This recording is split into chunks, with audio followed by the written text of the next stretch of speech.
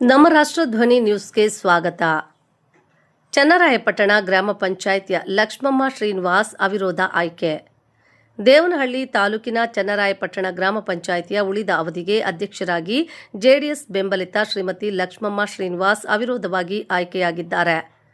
ಗ್ರಾಮ ಪಂಚಾಯಿತಿಯಲ್ಲಿ ಒಟ್ಟು 15 ಮಂದಿ ಸದಸ್ಯರಿದ್ದು, ಪರಿಶಿಷ್ಟ ಮಹಿಳಾ ಮೀಸಲು ಸ್ಥಾನಕ್ಕೆ ನಡೆದ ಚುನಾವಣೆಯಲ್ಲಿ ಲಕ್ಷ್ಮಮ್ಮ ಶ್ರೀನಿವಾಸ್ ಒಬ್ಬರೇ ನಾಮಪತ್ರ ಸಲ್ಲಿಸಿದ್ದರಿಂದ ಸ್ಪರ್ಧೆ ಇಲ್ಲದೆ ಅಧ್ಯಕ್ಷರಾಗಿ ಆಯ್ಕೆಯಾದರು ಎಂದು ಚುನಾವಣಾಧಿಕಾರಿ ಬಿಇಒ ಲಲಿತಮ್ಮ ತಿಳಿಸಿದ್ದಾರೆ.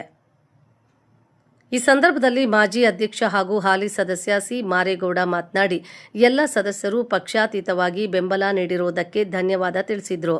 ಪಂಚಾಯಿತಿ ವ್ಯಾಪ್ತಿಯ ಎಲ್ಲ ಗ್ರಾಮಗಳ ಅಭಿವೃದ್ಧಿಗೆ ನೂತನ ಅಧ್ಯಕ್ಷರು ಒತ್ತು ನೀಡಬೇಕು. ನಾವು ಸಂಪೂರ್ಣ ಬೆಂಬಲ ನೀಡುತ್ತೇವೆ ಎಂದು ಹೇಳಿದರು.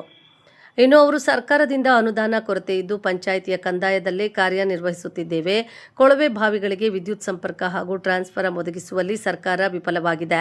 ಕುಡಿಯುವ ನೀರಿನ ಸಮಸ್ಯೆ ತೀವ್ರವಾಗಿದ್ದು, ವಿಶೇಷ ಅನುದಾನ ನೀಡಲು ಸಚಿವರನ್ನು ಮನವಿ ಮಾಡಿದ್ದೇವೆ ಎಂದು ಹೇಳಿದರು. ನೂತನ ಅಧ್ಯಕ್ಷೆ ಲಕ್ಷ್ಮಮ್ಮ ಶ್ರೀನಿವಾಸ್ ಮಾತನಾಡಿ, ಕುಡಿಯುವ ನೀರು, ರಸ್ತೆ, ಚರಂಡಿ ಸೇರಿದಂತೆ ಮೂಲಭೂತ ಸೌಕರ್ಯಗಳಿಗೆ ಆದ್ಯತೆ ನೀಡಲಾಗುವುದು. ಅಗತ್ಯವಿರುವ ಕಡೆ ಹೊಸ ಕೊಳವೆ ಬಾವಿ ಕೊರೆಯಲಾಗುವುದು ಹಾಗೂ ಸ್ವಚ್ಛತೆಗೆ ಹೆಚ್ಚಿನ ಗಮನ ಹರಿಸಲಾಗುವುದು ಎಂದು ತಿಳಿಸಿದರು. ಈ ಸಂದರ್ಭದಲ್ಲಿ ಉಪಾಧ್ಯಕ್ಷ ಸಿಎನ್ ರಾಜಾನಂದಗೌಡ ಸೇರಿದಂತೆ ಸದಸ್ಯರು ಮತ್ತು ಮುಖಂಡರು ಉಪಸ್ಥಿತರಿದ್ದರು. ವರದಿ ಮಂಜುನಾಥ್, ಡಿಎಂ, ದೇವನಹಳ್ಳಿ. ಕ್ಷಣ ಕ್ಷಣ ಸುದ್ದಿಗಾಗಿ ವೀಕ್ಷಿಸಿ ನಮ್ಮ ರಾಷ್ಟ್ರಧ್ವನಿ ನ್ಯೂಸ್ ಕನ್ನಡ.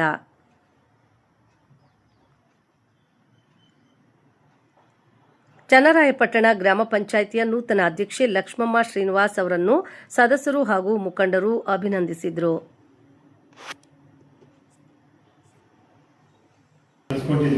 ಹಾಗಾಗಿ ಅಲ್ಲಿ ಸುಮಾರು 1,80,000 ರೂಪಾಯಿ ಎಸ್ಟಿಮೇಟ್ ಟ್ರಾನ್ಸ್ಫರ್ ಕೂಡಿಸೋದಕ್ಕೆ ನಾವು ಕೊಡಬೇಕಾಗಿ ಬರ್ತಾರೆ.